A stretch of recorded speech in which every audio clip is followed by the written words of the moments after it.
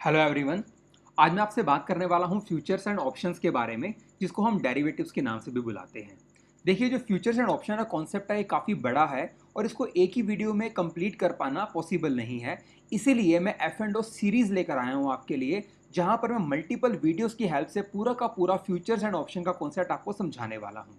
आज का जो मेरा वीडियो है ये एफ एंड ओ सीरीज़ का फर्स्ट पार्ट है, जहाँ मैं आपको बताऊँगा कि डेरिवेटिव्स का मतलब क्या होता है, डेरिवेटिव्स के टाइप्स क्या होते हैं, ओवर द काउंटर डेरिवेटिव्स क्या होते हैं, एक्सचेंज ट्रेडेड डेरिवेटिव्स क्या होते हैं, over the counter and exchange traded derivatives में डिफरेंसेस क्या क्या होते हैं।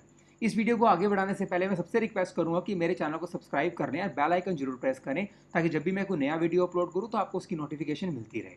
तो आइए शुरू करते हैं हमारे पहले पॉइंट के साथ कि डेरिवेटिव्स का मतलब क्या है।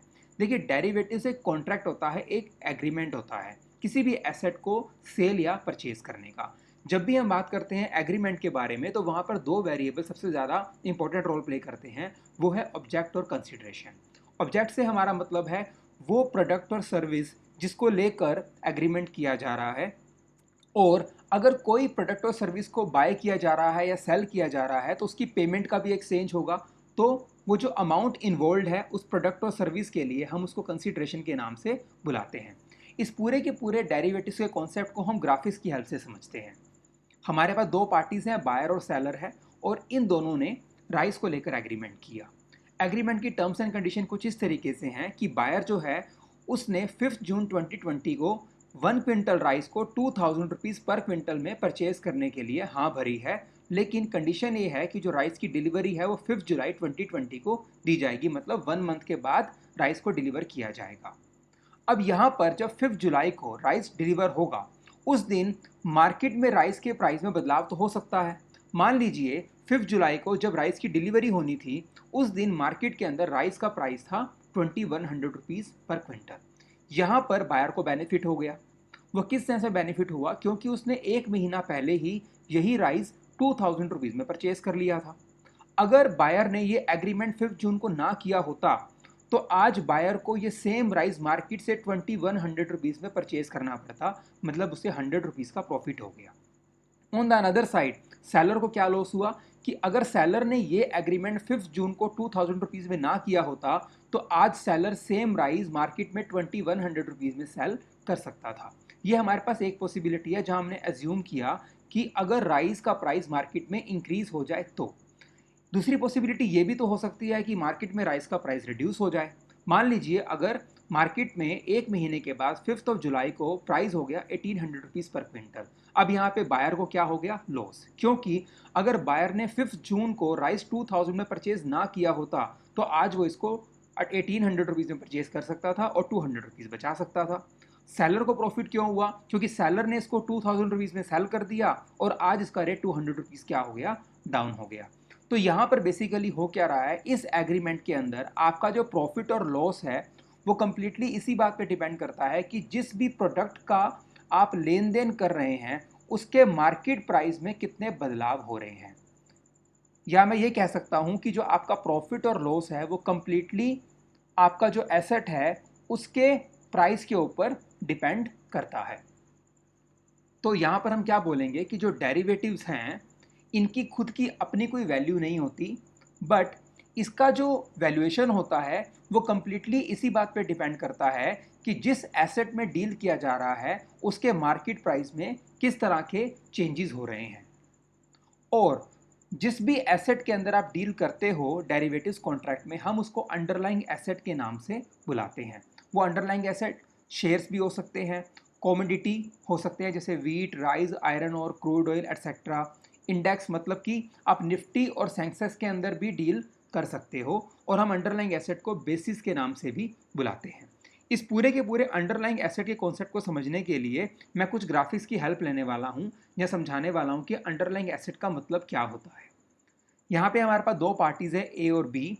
इन दोनों ने क्या किया, एक शर्त लगाई जहाँ पर ए कहता है कि बारिश होगी और बी कहता है कि बारिश नहीं होगी, और इनकी जो शर्त है वो 100 रुपीज़ की है। अब यहाँ पर हमारे पास क्या क्या केसेस हैं कि अगर बारिश हो जाती है तो ए जीत जाएगा और बी को 100 रुपीज़ पे करने पड़ेंगे, और अगर बारिश नहीं होती है तो बी जीत जाएगा और ए को 100 रुपीज़ पे करने पड़ेंगे। इसका मतलब ए और बी का जो प्रॉफिट और लॉस है वो कंप्लीटली किस पे डिपेंड करता है, रेन के ऊपर। तो इसका मतलब यहाँ पर क्या हो गया कि जो रेन है वो हमारी क्या है, अंडरलाइंग एसेट है। हम एक और एग्जांपल लेते हैं कि हमारे पास एक डेबिट कार्ड है। अब डेबिट कार्ड से जब भी हम शॉपिंग करते हैं तो हमें बैंक की तरफ से कुछ पॉइंट्स मिलते हैं जिसको हम बाद में कैश में कन्वर्ट करके फर्दर शॉपिंग में यूज़ कर सकते हैं। मान लीजिए आपने एक बार अपना कार्ड स्वाइप किया और आपको 100 पॉइंट्स मिल गए। आपने फिर से दूसरी बार फिर से इसको स्वाइप किया, आपको 100 पॉइंट्स और मिल गए और आपके टोटल पॉइंट्स हो गए 200। आपने थर्ड टाइम शॉपिंग में फिर से इसको स्वाइप किया, आपको 100 पॉइंट्स और मिल गए और आपके हो गए पॉइंट्स 300। तो यहाँ पर क्या हो रहा है, आपके जो पॉइंट्स हैं वो कंप्लीटली इसी बात पे डिपेंड करते हैं कि कितनी बार आप अपने कार्ड को पॉइंट ऑफ सेल मशीन में स्वाइप करते हैं। तो हम क्या कहेंगे, जो आपके पॉइंट्स हैं वो कंप्लीटली कार्ड के स्वाइप होने पे डिपेंड करते हैं। तो हम बोलेंगे swiping a card is an underlying asset to get more and more points here. अब जब हम बात करते हैं डेरिवेटिव्स की तो हम इसको दो पार्ट्स में डिवाइड करते हैं, over the counter and exchange traded derivatives, जो कि फर्दर डिवाइडेड होते हैं। देखिए जो ओवर द काउंटर है इसके अंदर दो तरह के एग्रीमेंट्स होते हैं, फॉरवर्ड कॉन्ट्रैक्ट एंड स्वैप्स। और एक्सचेंज के अंदर हमारे पास होते हैं futures contract and options contract. आज के इस वीडियो में मैं आपको सिर्फ बताने वाला हूं ओवर द काउंटर डेरिवेटिव्स और एक्सचेंज ट्रेडेड डेरिवेटिव्स के बारे में। तो आइए शुरू करते हैं ओवर द काउंटर डेरिवेटिव्स को। देखिए जो ओवर द काउंटर डेरिवेटिव्स है यहाँ पर क्या होगा, जो भी पार्टीज एग्रीमेंट में इन्वॉल्व होंगी वो डायरेक्टली एक दूसरे से डील करेंगी, इनके बीच में कोई इंटरमीडियरी नहीं होगा। इसका मतलब जो एग्रीमेंट है वो प्राइवेटली नेगोशिएटेड एग्रीमेंट होगा। यहाँ पर जो भी टर्म्स एंड कंडीशन एग्रीमेंट की होने वाली हैं ये भी जो पार्टीज इन्वॉल्व हैं वो अपने लेवल पे खुद ही डिसाइड करती हैं। और सबसे बड़ा problem over the counter derivatives में ये रहता है कि जो एग्रीमेंट होता है वो कंप्लीटली काउंटर पार्टी पे डिपेंड करता है। काउंटर पार्टी से मेरा मतलब है कि एग्रीमेंट में दो पार्टीज हैं, एक है बायर दूसरा है सेलर। तो आपका जो कॉन्ट्रैक्ट है वो मैच्योर होगा या नहीं होगा वो कंप्लीटली इस बात पे डिपेंड करता है कि जो बायर और सेलर हैं उनकी क्रेडिट वर्दीनेस कितनी है, उनका गुडविल कितनी अच्छी है। फ्यूचर में अगर इनमें से एक भी पार्टी बैकआउट कर जाती है तो आपका वो कॉन्ट्रैक्ट मैच्योर नहीं हो पाएगा। देखिए अब हम बात करते हैं एक्सचेंज ट्रेडेड डेरिवेटिव्स के बारे में। एक्सचेंज में क्या होता है कि यहाँ पर हमारे पास एक इंटरमीडियरी होता है जिसको हम एक्सचेंज के नाम से बुलाते हैं। सारी की सारी जो ट्रांजैक्शन होंगी वो नेशनल स्टॉक एक्सचेंज और बॉम्बे स्टॉक एक्सचेंज की हेल्प से ही होने वाली हैं। एक्सचेंज के अंदर क्या होगा कि पूरी की पूरी ट्रांसपेरेंसी होगी, पूरी लिक्विडिटी होगी। ट्रांसपेरेंसी से मेरा मतलब यह है कि जो भी टर्म्स एंड कंडीशन एग्रीमेंट में फाइनल की जाएंगी वो कंडीशंस पब्लिक डोमेन में अवेलेबल होंगी। और जिस भी एग्रीमेंट में आप डील कर रहे हो वो एक्सचेंज के अंदर ट्रेडेबल होगा। आप कभी भी अपने एग्रीमेंट से बाहर आ सकते हो और आप कभी भी एग्रीमेंट में एंटर कर सकते हो। अब हम बात करते हैं कि ओवर द काउंटर और एक्सचेंज ट्रेडेड डेरिवेटिव्स में डिफरेंसेस क्या क्या होते हैं। सबसे पहला जो डिफरेंस है वो तो यही है कि जो हमारे पास ओवर द काउंटर डेरिवेटिव्स है ये प्राइवेटली नेगोशिएटेड एग्रीमेंट होता है, मतलब ये डायरेक्ट एग्रीमेंट होता है दो पार्टीज के बीच में और इनमें कोई थर्ड पार्टी या इंटरमीडियरी इन्वॉल्व नहीं होता। लेकिन एक्सचेंज ट्रेडेड डेरिवेटिव्स में एक इंटरमीडियरी होता है, वो हमेशा एक्सचेंज होता है, मतलब एनएसई और बीएसई होते हैं। बायर सेलर को नहीं जानता, सेलर बायर को नहीं जानता, दोनों की डीलिंग एक्सचेंज के थ्रू होती है। Then we have credit worthiness.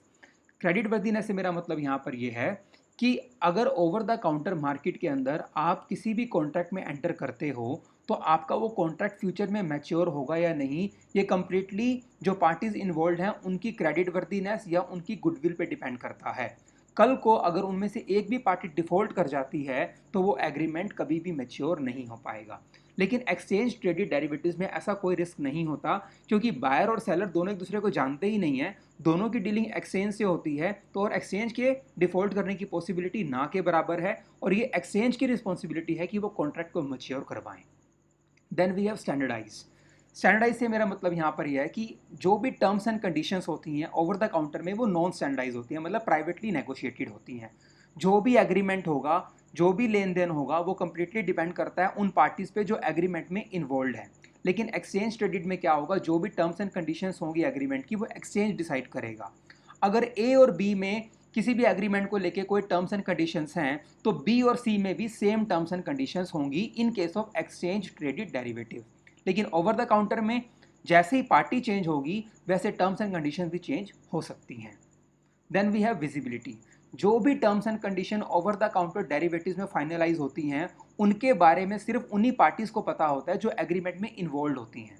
लेकिन एक्सचेंज ट्रेडेड में प्रॉब्लम क्या रहता है कि जो भी टर्म्स एंड कंडीशंस फाइनल होंगी एक्सचेंज के थ्रू वो पब्लिक डोमेन में अवेलेबल होंगी, चाहे आप उस एग्रीमेंट का पार्ट हैं या नहीं है, लेकिन आपको पता होगा कि किन टर्म्स एंड कंडीशंस के ऊपर दो पार्टीज में डील हो रही है। तो यही मेरा टॉपिक था, बेसिक्स ऑफ डेरिवेटिव्स के ऊपर। इससे अगले वीडियो के अंदर मैं आपको बताने वाला हूँ फॉरवर्ड और फ्यूचर्स के बारे में। अगर आपको वीडियो अच्छा लगा हो तो उसको लाइक एंड शेयर करना ना भूलिए और मेरे चैनल को सब्सक्राइब जरूर कर लीजिए। Thank you so much for watching.